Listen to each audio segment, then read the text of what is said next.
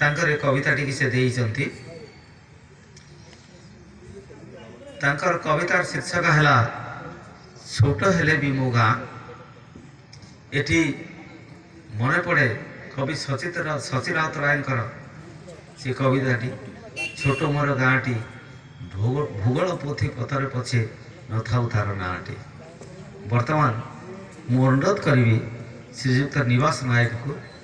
मु निवास नायक है कविता छोट हेले भी मो गाँ। सुंदर झरणा सुंदर पहाड़ सुंदर प्रकृति कल जोठी अच्छी आम मातृभाषा मातृभूमि पुणी ओडिया संस्कृति कला कीर्तिर महल कला कीर्तिर महल 12 मासरे 13 पर्व कला से यात्रा दंड जातरा घुमुरा नृत्यर मठ मंदिर सभा दिशु अच्छी परा सभा दिशु अच्छी परा धवलेश्वर अपार करुणा अपुत्रिक हुए पुत्र माँ बाउरी नीला खेलाटी प्रसिद्ध स्थान जे मोर प्रसिद्ध स्थान जे मोर मो गाँ मो संस्कृति केते जे अटे महान।